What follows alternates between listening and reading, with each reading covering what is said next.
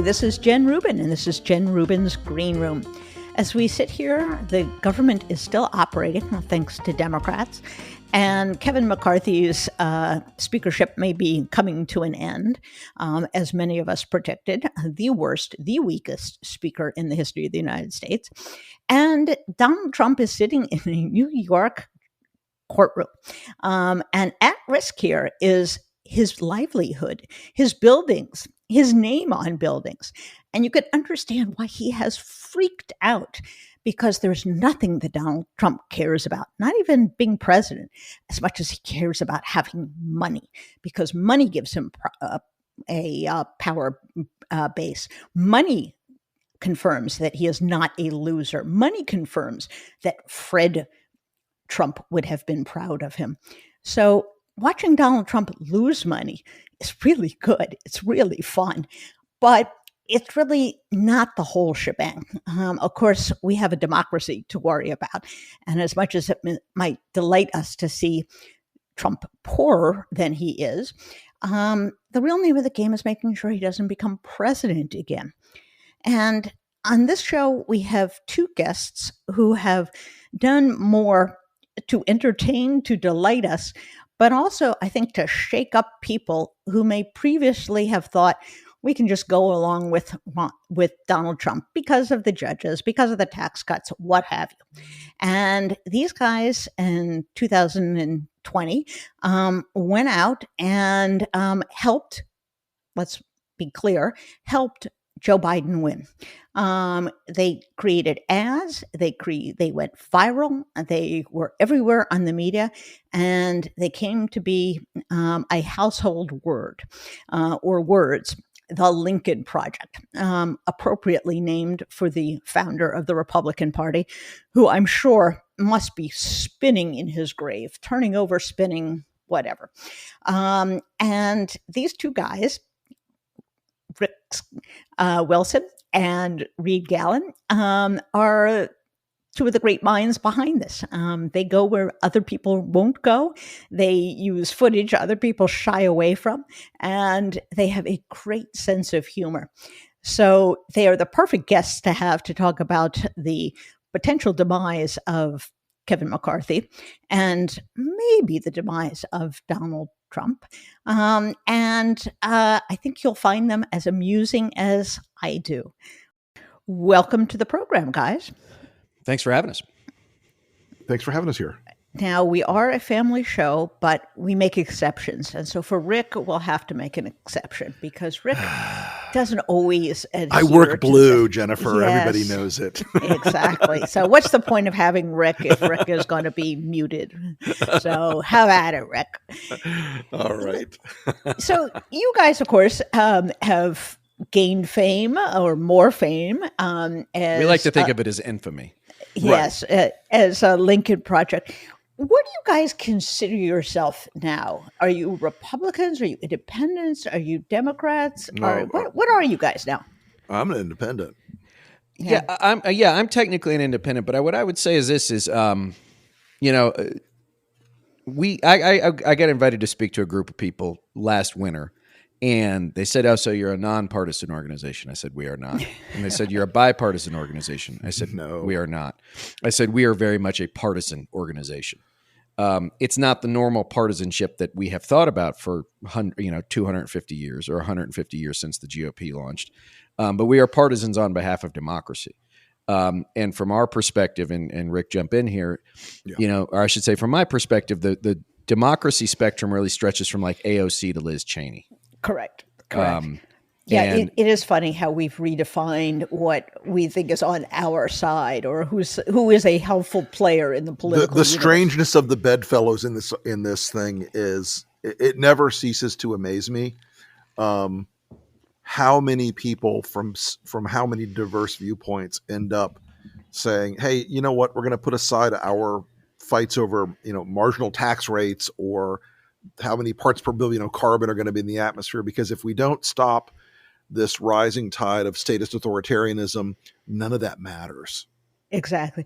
And it drives the Trumpies crazy. They cannot understand why people would act out of principle in defense of democracy, which of course makes all of us think that these people were nuts or liars all along. And they just pulled a really good act pretending to have principles that seem to jive with limited government and rule of law and all the rest of it. But it simply baffles them that we could act out of principle or for some greater good than partisan control.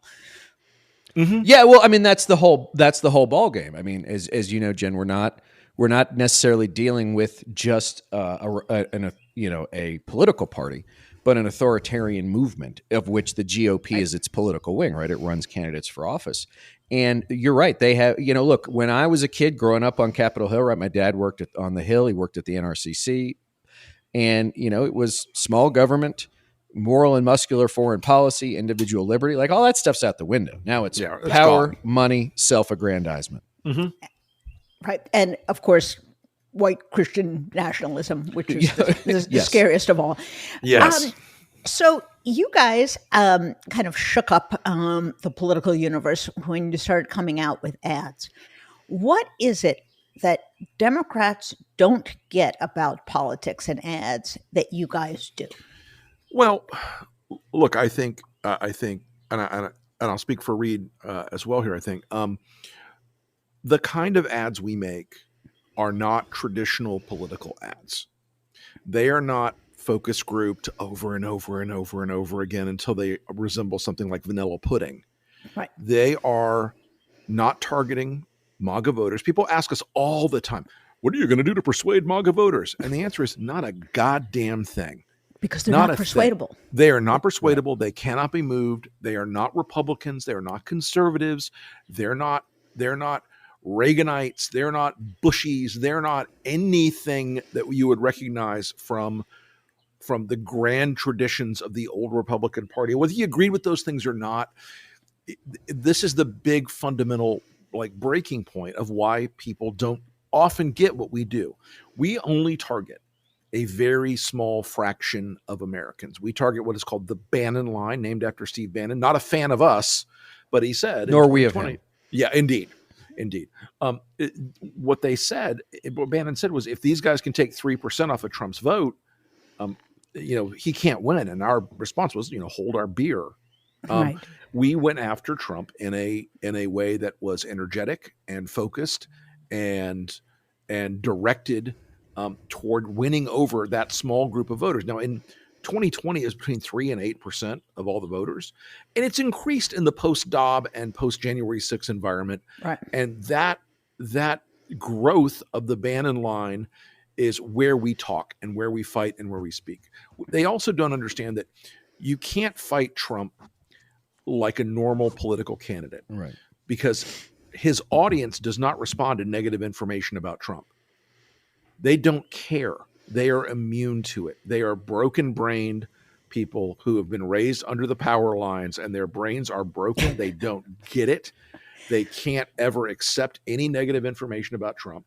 And so when you try to focus group your way out of it, when you try to sort of sweet talk your way around Trump and Trumpism, you end up with nothing.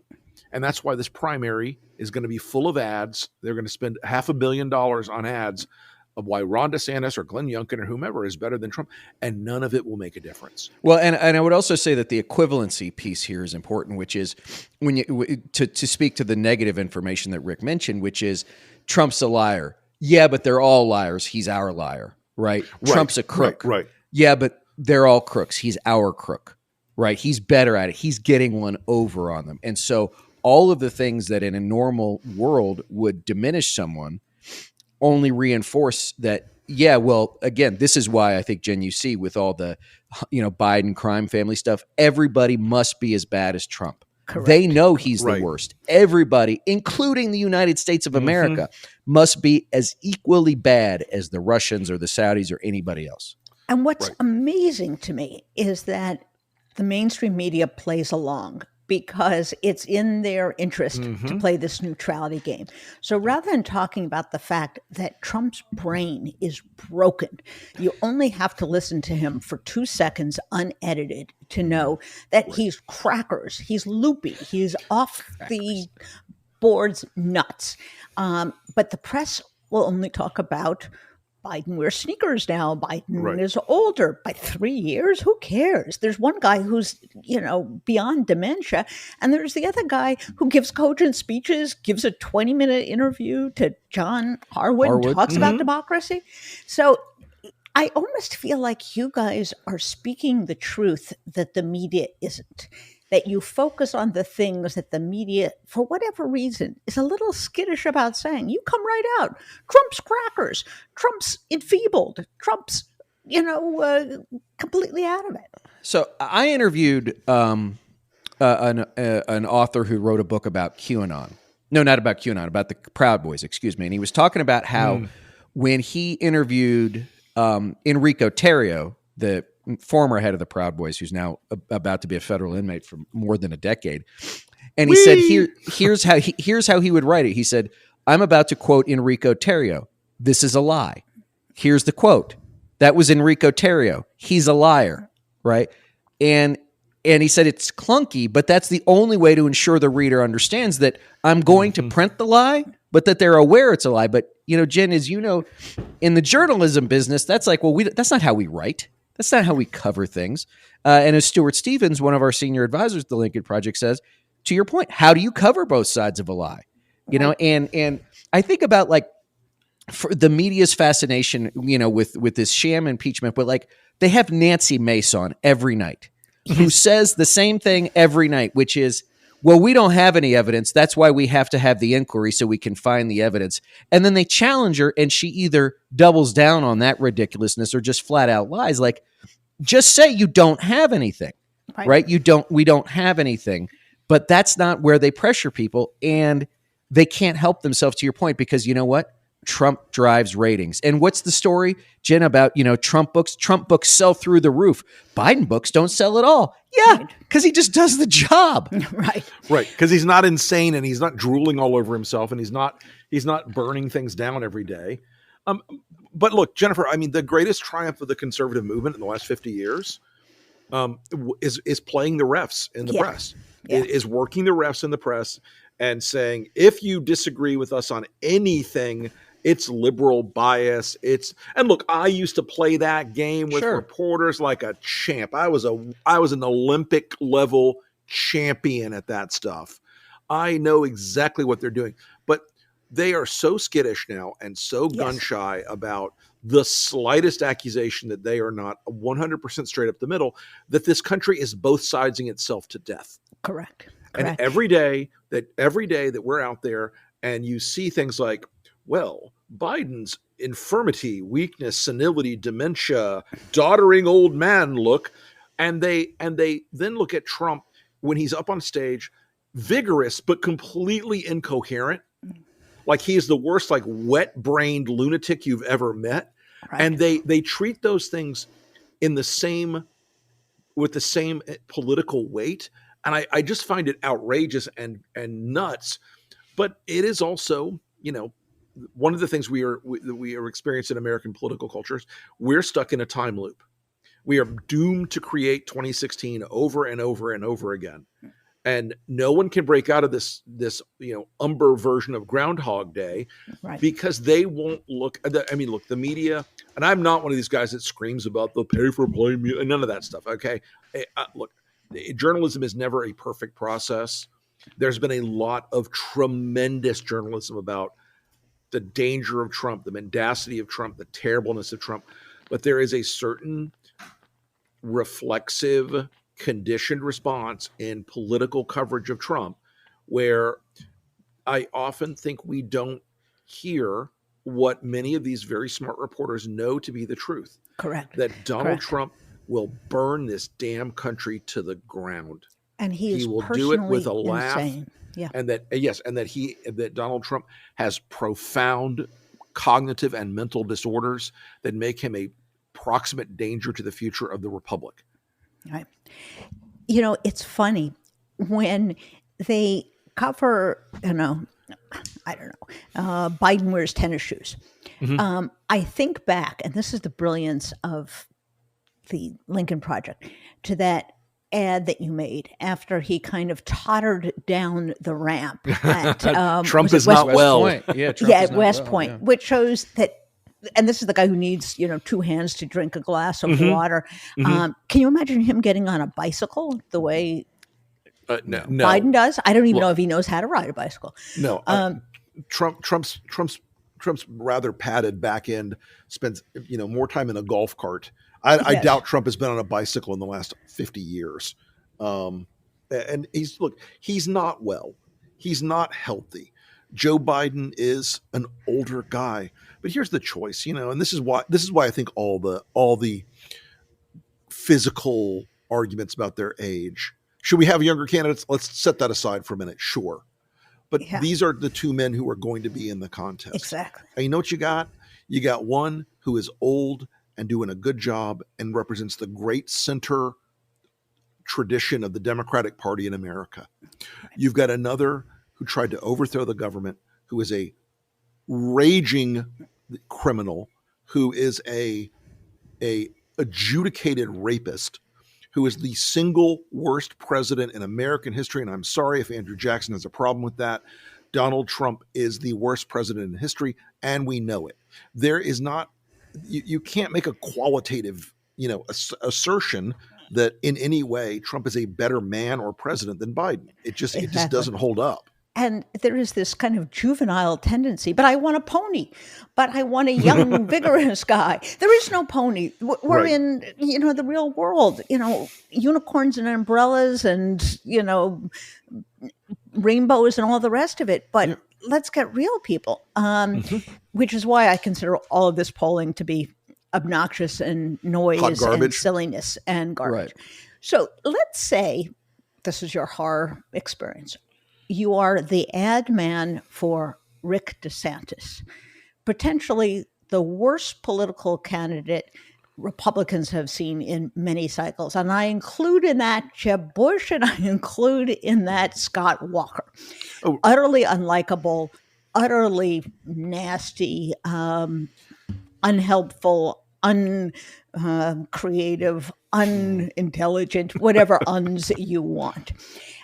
You are engaged to make an ad for him. How do you do an ad to improve him or at least knock down Trump in the primaries? What would you be doing in Rick DeSantis' ad campaign?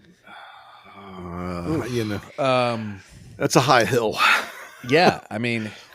First of all, you don't show Ron DeSantis. I was about to say, you'd probably show like puppies or something. Right. Yeah. Right? Like anything other than him. To your point, it goes back to the whole idea of, it's a good question because it brings everything together that you were talking about a minute ago, Jen, which is, this is someone who the media had decided was the golden child, the person who could beat Trump.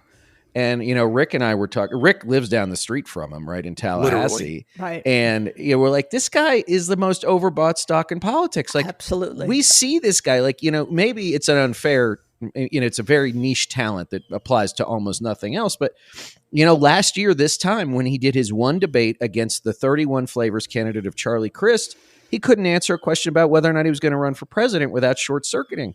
That's all you needed to know about the guy. From then on, it was like, this guy doesn't have it. He doesn't have it. And the more he tries to have it, he's just transgressive and ugly. And so if I was going to make an ad for him, it'd be, here's why I'm dropping out and probably not going to finish my term as governor because I guarantee you my wife doesn't want to live in Tallahassee for the next 3 years.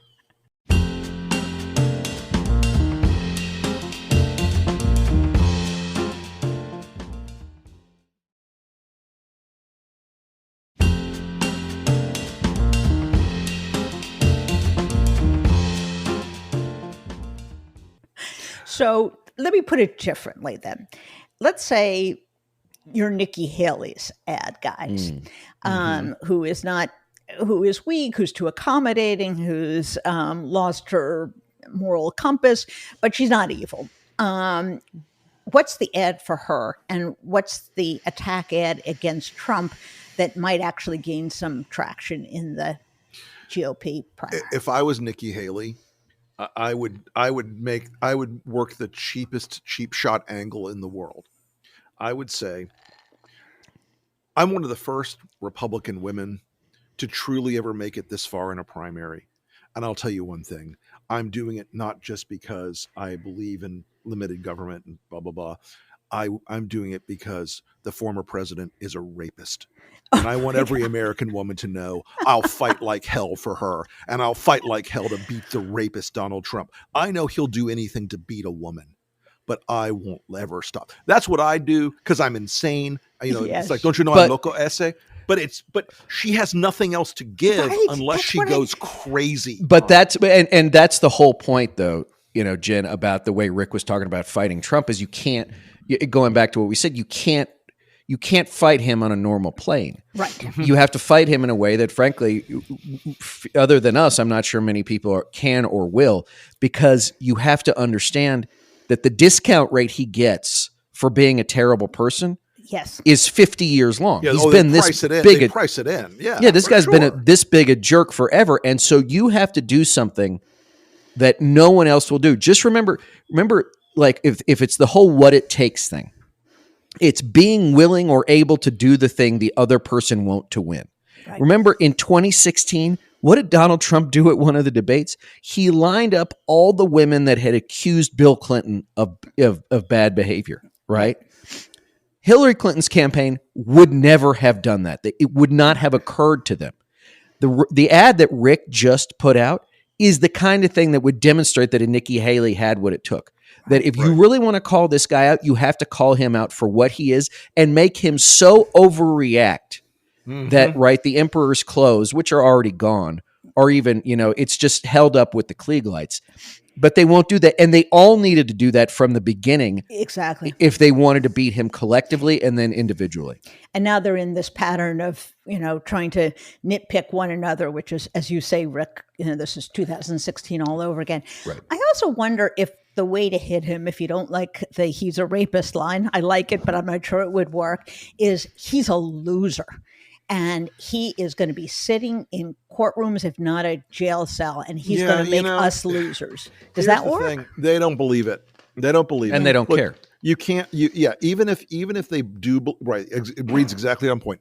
Even if they do believe that Trump is going to be in courtrooms, they don't think he's guilty. They think it's the deep state and the liberal conspiracy and George Soros and Black Lives Matter all conspiring against their God. And because of that, he has this pad inside the MAGA media machine where they have conditioned their audience now for almost 8-9 years that every piece of negative information about Trump is a lie. Every piece of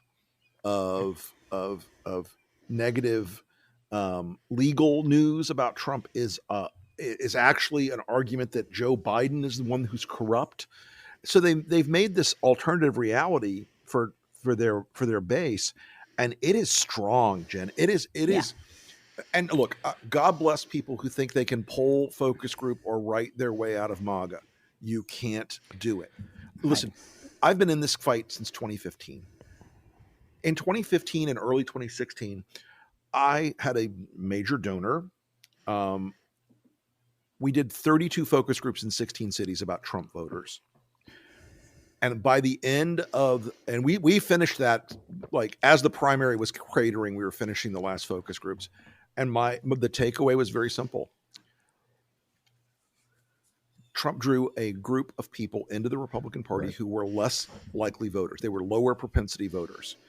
As they entered the Republican pool, they made the party less conservative and more populist, more statist, more authoritarian.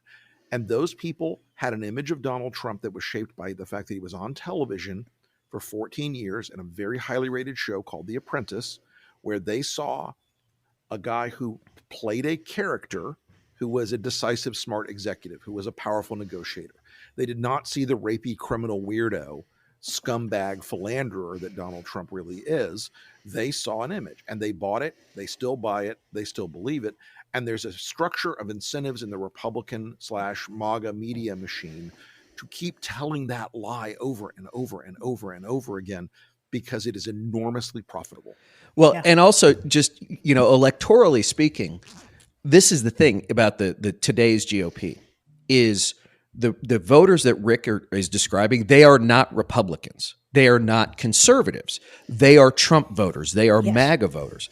And so by some miracle, if Donald Trump wasn't the nominee, somewhere between 20 and 30 million of those people just stay home.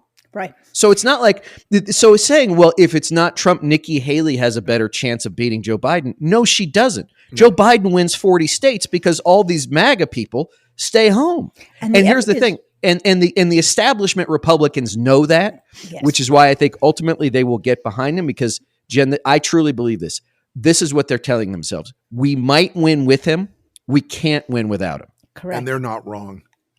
Right. If you look at, for example, the Senate races in Georgia after Trump lost. Exactly. Sorry, MAGA people. He lost in 2020 when he was essentially saying, without explicitly saying, don't bother going to the polls, it's all rigged. They lost. They lost with two candidates who normally you would think would never have a chance in Georgia, particularly the Jewish guy and the black guy. And the black guy, yeah. So that's who you lose to when you lose Donald Trump. And I do wonder, though, help me play out the scenario. Mm-hmm. Let's say, for sake of argument, Jack Smith goes into the courtroom in March and he gets a conviction. What changes, if anything, at that point? He is literally, he may be out, loose, but he has been convicted. Nothing. You don't think nothing? He probably actually solidifies even more of the Republican base vote at that point. Yep. He probably brings even more of them home. And again, like Reed said, the political class says, well, we might win with him. We can't win without him.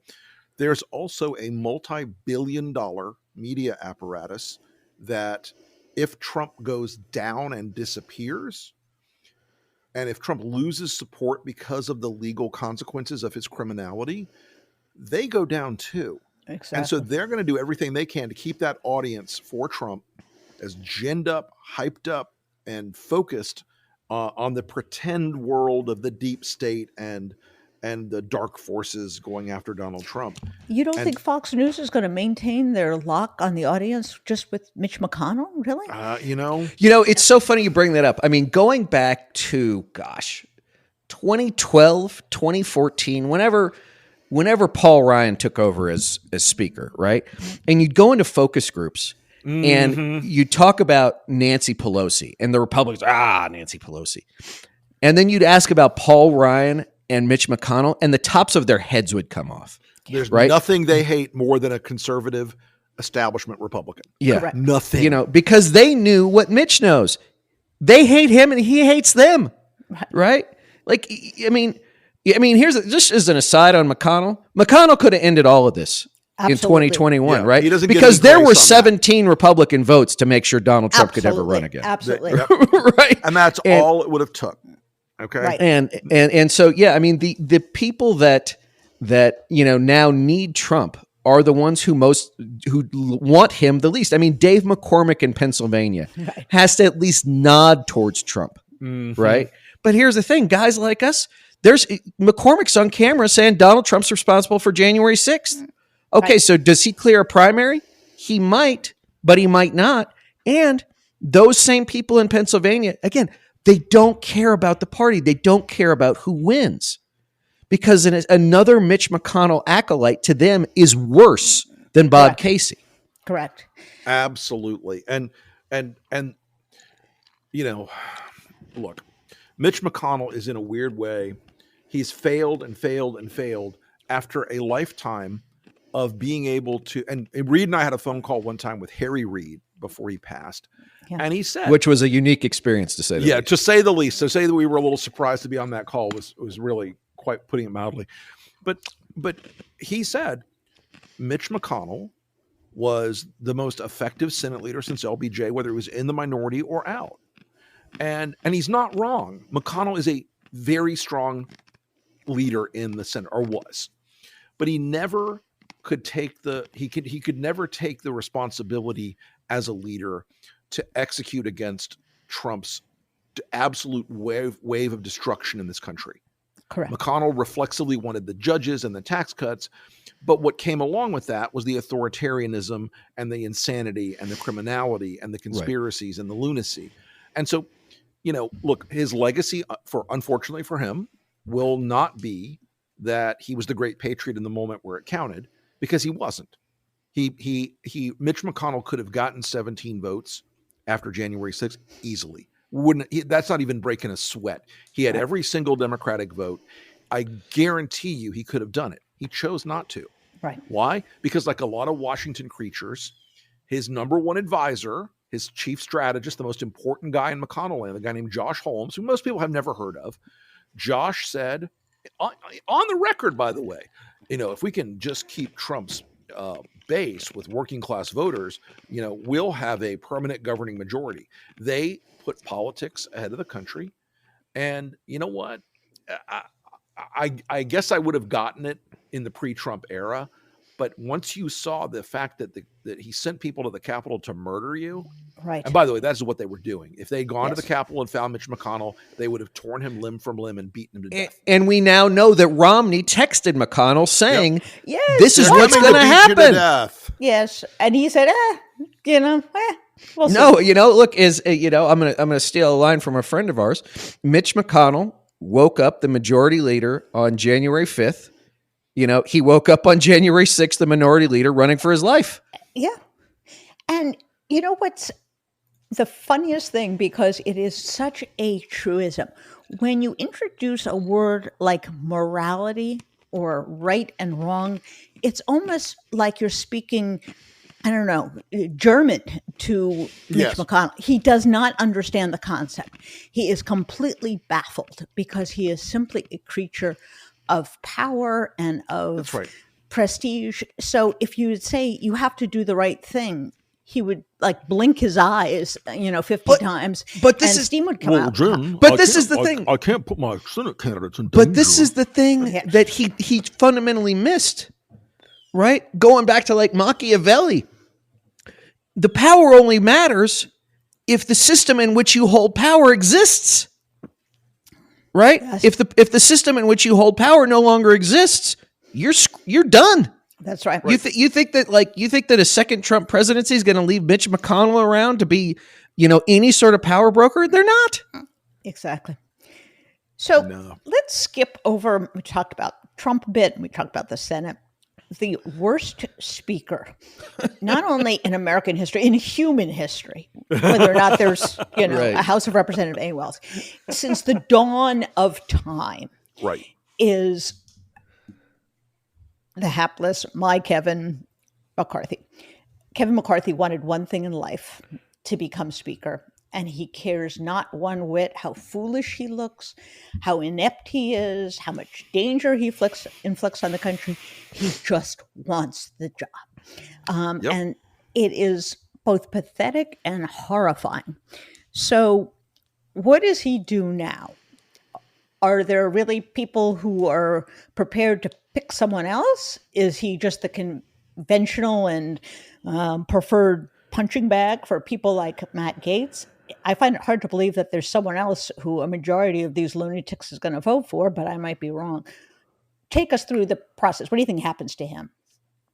Well, the witness protection program. Yes. And he becomes a guy who orders, pizza with ketchup on it.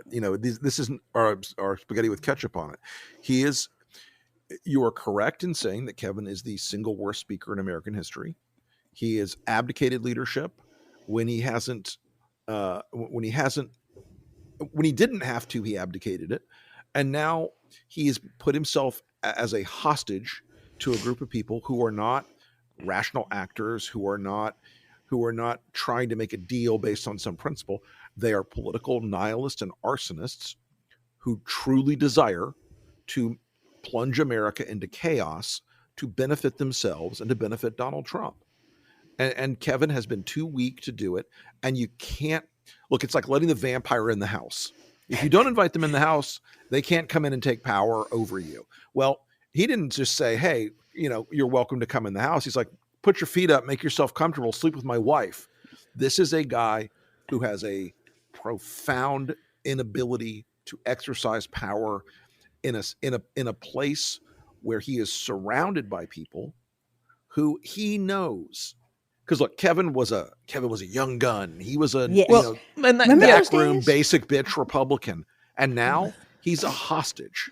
But I mean, I think Rick. I want to expand on something Rick said, because remember I remember Kevin when he was in California, when he was the minority leader in the state legislature there, and he was always willing to make a deal, right, with the Democrats, which is like, look, you're going to get your votes. Just give my guys something, and I'll get you your super majority or whatever. But remember that when he came to the Congress and he rose through the ranks, he didn't do so based on any particular talent other than raising money. Right. Yes. He could raise gobs of money out of the Orange County and LA real estate guys, right? Because he's from Bakersfield. And they were the kind of guy he likes. He's the frat guy, hail fellow, well met. Hey, bud. Right. What's up, big guy? Good hair and all that. Yep. And so he becomes whip. But he's a terrible whip because nobody's afraid of him, right? I mean, the whole idea is like you have to be someone, Newt Gingrich was minority whip. People worried about what Newt was going to do to them, right? Because he was loco. Then he becomes majority leader, right? Or minority leader, excuse me, because, there's nobody else around, and he's still got, and money still has, for lack of a better way to put it, currency. And then he's like, okay, I want this thing, and I'm going to get it, and I'll do whatever it is I have to do. Because at the end of the day, Jan, like, who's his constituency? It's not Republicans in the U.S. House. It's not even the people of Bakersfield. It's the hyper wealthy and corporate America. Right. And so for me, I would say this is that at some point sooner than later, Kevin's going to get his portrait, right? He's just barely passed the head of lettuce test. But if he gets crushed, right? If he gets taken out, then maybe it's Elise Stefanik. He'll retire. He'll get on 18 corporate boards and, get paid gobs of money. And, he'll go live the life that he really wanted to live, which is, he was a somebody once upon a time, and now he's fabulously wealthy and can do whatever he wants. This is the John Boehner, life is better after you get rid of the crazies, with his Merlot and his tan and being a lobbyist for the pot industry. John Boehner must be laughing his ass off. Yeah, look, I mean, Boehner plays 18 holes a day in Florida, and he crushes butts on the course. He has a glass of Merlot at the turn, and he has a Caesar salad with shrimp after he's done, and he's like, yeah, this is a pretty good gig. I'm happy to do this. Yeah, Paul Ryan wakes up every day and goes, yeah, I got to go to 3 Fox board meetings a year. Rupert's finally gone. I'm making $500,000 doing just that. I'm on a bunch of other boards. I'm a polite and accepted gentry conservative, and again, that's his world now. God bless, but it does always strike me that as Reed was saying earlier, this is a world where if the rules are a certain way and you expect them to be that way and they change, because here's what's going to happen in a second Trump term. Guys like Steve Bannon and Stephen Miller and the rest of these crazies, they're not going to allow that old world to exist. Their goal is to burn it to the ground. Their goal is destruction. Their goal is to turn America into a much, much more authoritarian state where absolute loyalty to the dear leader is the only requirement to exist in either society or business. They're going to lay in. I mean, I promise you, if Trump's elected again, he's going to go through a list of any Republican who serves on a corporate board anywhere and say, oh, you're serving on a corporate board with, John Smith, who criticized me and called me a loser. And every DeSantis donor, every Youngkin donor, anybody who's ever criticized him, they're going to go after their corporate, their corporate roles, their success, their finances. Believe me, I can tell you, I've lived it when these people in 2015 and 16, when I came out against Trump, it was methodical. They called every single client I had, and I had a lot of clients. They called every single client and said, you either fire him or Trump's going to come out against you and Fox is going to attack you.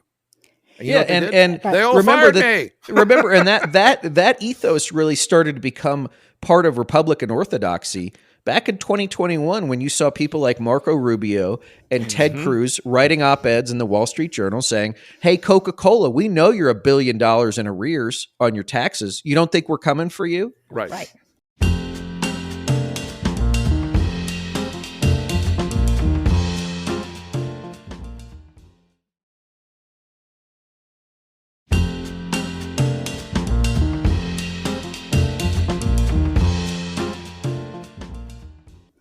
This is the mobization. This is the mafiaization of the Republican Party. And the reason they love Putin is they all want to be him. He's crooked. He's rich. He's dictatorial. He doesn't bother with the rule of law. He doesn't bother with critics. He doesn't care. And that is their goal. That's why they've made, Viktor Orban, the mascot of the Republican Party. But I do think, if Kevin McCarthy had a brain, not even a soul, but a brain. Soul is too much to ask for, but a brain. He would say, there are only 20 or so of them that are really nuts. If I actually exercise some leadership with the other 80% of my caucus and get some Democratic support, I could actually not only govern, but, get a few conservative things done. But it never crosses his mind because he lives in fear, because he has no spine, he has no imagination, and because he lives in living fear that Donald Trump will do something. Him going to Mar-a-Lago to kiss the ring after January 6th was peak Kevin McCarthy. He absolved Trump of his sins. Yeah, exactly. I have told this story pretty frequently. I had a friend who was a member of Congress in 2017. He does one of his first town halls, and he had endorsed Trump. He was with, Cruz and before that. But anyway, long story short, he had endorsed Trump. He had never said like a bad word about Trump. But he goes to his first town hall meeting, and a guy, the classic red hat guy, sends up, "Are you going to support Mr. Trump 100% of the time?" And he gave the political answer of the time. He goes, look, I hope so. We're both conservatives. We both want to do tax cuts and regulatory reform and this and that. And the next question, and the guy stands back up. "No, I asked you if you were with Mr. Trump 100%. By the time he got off stage, 90 minutes later, his phone is blowing up with 911s from his wife about the crazy people putting death threats on their Facebook pages and calling their house and all this other crazy shit, because these people have integrated fear and violence into their political language and discourse. And the problem is, it works. Yeah. You want to scare people? Threaten their kids. Believe me, they threatened my kids repeatedly from 2015 on. Repeatedly, they followed my daughter around her campus when she was in college. They go all out on these things because they know people have a natural reaction to threats like that. And they go, "Oh shit, you know what? It's not worth it. I'm not going to do it." These are fascists. This is what fascism is, folks. People keep saying, "Oh, but they're not Nazis. They don't have the uniforms." It doesn't matter that they don't have the uniforms. It doesn't matter that they haven't committed themselves to genocide. Fascism is the political use of violence to attain complete control and power. And that's what they do. If you don't like the Hitler analogy, use the Pinochet, use the Gaddafi, use the Berlusconi. Well, they hate the Hitler analogy because, as someone said one time, the only thing that upsets Republicans more than racists is the fact that they're called racist when they're being racist. Yes, exactly. If you don't like the brown shirts, red hats through line, you're missing the story.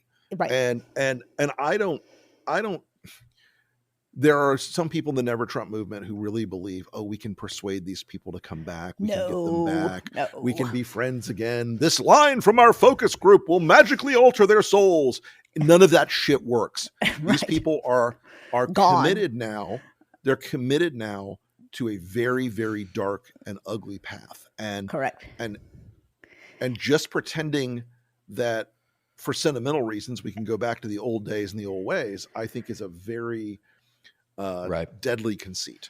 And so the only way to save America is to beat them badly, beat them repeatedly. Beat them like a rented mule. Exactly. And I think, once it happens once or twice, I think even the Never Trumpers will get, and the Never Republicans will get the message that you don't negotiate with hostage takers. They are taking America hostage.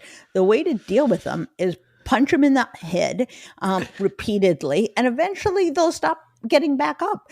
As you said, a lot of these people are were very irregular voters. Now they travel around the country to go to the latest Trump rally. Oh my God, if you want like a wake-up call, watch one of these interviews with one of these lunatics, who, has Jesus Christ and, Trump, not in that order. I think they may go back under their rock, and that would not be the worst thing that happened to American politics. But no, look, I would. I can live with that. Let me just say, I think you're absolutely right, Jen. In that, right, the zombies go back into the woods because remember they didn't like anybody anyway. Right. There's a reason why they're clustered in the middle of nowhere, right, like northwestern Idaho, because they're not really willing participants in society. Correct. Then you have, the guys my age, right, late 40s, early 50s, who are, fans of, Elon Musk and Trump because of all of the sort of transgressive sort of FU mentality. But what we've seen throughout history is, with these kinds of movements is that there's never a succession plan. Yes. Right. So it's not like if Trump exits the stage, it's not like Don Jr. Like he might try it, but that's just a grift. That's just money. Yeah. But there will be some number of people who were quote unquote normal Republicans when Trump leaves that go, what was I doing? God, that was crazy. They had this sort of Rip Van Winkle moment. We've seen this. Hannah Arendt writes about it in her book. Yeah, this is the good Germans moment. Yes, right. Exactly. And so, but I was inside trying to save America. Yes, but we've kept a list. We know who they are. We're not going to forget. This is going to be their defining feature that they enabled a fascist.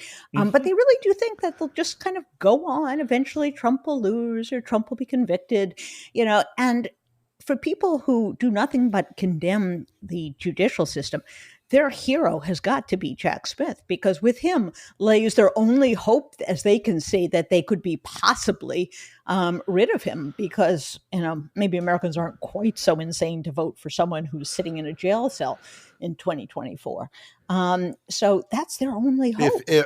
Look, and I hate to be such a ray of sunshine on this, and we talk about this a lot inside Lincoln. There's, all these cases against him, even the ones that look airtight, even the ones that look absolutely rock solid. Let me say, the Jack Smith case is being held in Fort Pierce, Florida, where the jury pool comes from a community that 62% of them voted for Donald Trump. And MAGAs have become wily and crafty at lying to pollsters. And if you don't think they could lie to a jury or lie to a prosecutor, I can judge this case fairly. It only takes one asshole to blow a case up. Well, but to give the actual ray of sunshine answer though, Jen, which is, the ray of sunshine. Oh my gosh, this is what reads the ray of sunshine. I know, I am the ray of sunshine. And as we're recording this, Jen, Trump is sitting in a courtroom in New York on camera. No, not on camera. He's in state court, so he is sitting there in anonymity. Just the court. No. In state court, you can't. There are still photographers. There were video, and then the judge threw them out. Yeah. But he's sitting there at the witness table. Yeah. Right. Before he went into the courtroom, he went on this rant. I believe that we should expect a lot of that. Yes. Because he's going to go into this, and I would say this is that. No, I do not believe that a conviction, should he be convicted in any of these places, prevent him from being on the ballot, even if he is. I agree with that. He's, there will be appeals, and the whole incarceration thing is down the road. But what I will say is this: is that, and I know I'm taking a leap here, is his level of insanity will go even further. Like it will be a quasar, right? It will be a supernova of insanity. Because I was talking to a guy last week who used to work in a U.S. attorney's office, and he did RICO cases. And this is why it's so great to talk to people who know more than you do. Yeah. Is he said, look, I've sat at the prosecution table when these mobsters are sitting there, and all these people who they made rich, they gave these, lives to, everything else, are now on the witness stand looking at them going, yep, it was him. He did it. He told me to do it. He was the guy from the get-go. And Trump remember, to go back to something Rick said, in these kinds of movements, betrayal is the ultimate sin. Correct. Right? Mm-hmm. Like Rick and I, we're apostates. We've been opponents forever. Yeah, they'll get to us, but the betrayers are the ones who are at the top of the list. And he will look at those people. He will do everything he can not to scream at them. And so what I think is the insanity that's going to happen over the course of the next 7 or 8 or 9 months as these things actually come to be adjudicated is going to be insane. And Trump is going to be leading it with, with his hair on fire. And even more than the criminal charges. When his name has to come off of buildings in New York, oh my God, we are going to. And this is why I love the fact that his lawyers have already started to screw up the case. They didn't ask for a jury trial. I know. Which he had a possibility of like a jury saving him, going, maybe they don't understand me. But now a judge who is clearly a sophisticated individual is looking who at this Trump and keeps attacking. Who's like, this skell is not getting away with this. Yes. And so I promise you, the day they have to sell Trump Tower, I will be there in front of Trump Tower all day long. I will get a taco truck, and we will celebrate in front of Trump Tower that entire day. A taco truck would be absolutely perfect. Unfortunately, guys, we have blasted through our time here because we've been having so much fun and cackling away. But we do that. Yeah, I know. But on a more serious note, I want to thank you guys both. Not only are you incredibly entertaining, but you're doing the Lord's work here. You are exposing a madman, and you are not pulling punches with the fact that tens of millions of Americans are crackers. They have gone down the rabbit hole, and we shouldn't make any bones about it. We don't have to say nice things just because they're other Americans. There can be bad people. The bad people are sitting there laughing when he attacks Paul Pelosi. The bad people are laughing when he attacks blacks and Jews and all the rest of it. So thank you guys both. You're two of my favorite human beings. Thank you, Jennifer. We hope to have you back. Maybe we'll have you back on like Conviction Day. That's going to be festive. Listen, right? We'll be there. Exactly. We'll be there literally with bells on. So I'm going to call to work on the taco truck after we get off the air. There you go. Thank you, Rick Wilson. Thank you, Reed Galen. You bet. Talk to you soon. Bye-bye.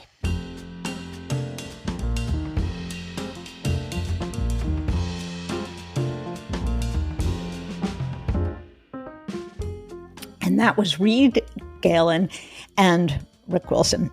They did not disappoint as far as I'm concerned. Oh my gosh. I always leave conversations with them with my sides hurting just a little bit from laughing. But they absolutely speak truth. And the problem here is not just Donald Trump. The problem is not even just Kevin McCarthy and the lunatics in the House. The problem is we have tens of millions of people, as they so eloquently put it, who have been living under the power lines and who have lost it. And these people have made resentment and anger their calling card. They have been given an identity, a sense of belonging by this fascist movement, and there's no separating them from their guy. So the notion that we just have to sit down and talk to them, they don't feel respected, they don't feel loved, that's a bunch of Tommy rot. These people are out to reassert a brand of white Christian nationalism, and Trump is their champion. They are willing to burn down the country. In fact, they're delighted to burn down the country to get what they want, and they prefer the country be burned down and everyone be as miserable as they are. But of course, we can't allow that to happen. And by we, I mean the rest of the country, the sane part of the country, the decent part of the country, the pro-democracy part of the country. And actually, we're an overwhelming majority. We just have to show up to vote. We have to stop with the nonsense that Joe Biden is too old and wears tennis shoes. We have to stop with the nonsense that Hunter Biden is somehow a problem. We have to stop with the nonsense that, the polls don't show him doing very well in the election. All of that stuff has to go by the wayside. And the effort here, folks, has to be directed at two things. One, giving Joe Biden his due, because he has been a good, solid president, one of the better ones in my lifetime, I might say, and in revealing the true threat that Trump poses to the country. The mainstream media won't do it. They're into the both sides game. They're into the moral equivalence, as our guests said. They're into the keep the ratings up game. But that doesn't apply to the rest of us. The rest of us need to spread the word and make clear you all have a platform. It might be a smaller platform than some others, but you have social media, you have friends, you have lots of people who listen to you. And you got to spread the word. This guy is crackers. He's a threat. He's a fascist. And if you keep that in mind, perhaps we can make our way through this next election. If you like the program and you are interested in coming back week after week, we're thrilled to have you. And we ask that you tell your friends. They can listen and then they can follow on Spotify, Apple Podcasts, or wherever they get their podcasts. Bye-bye.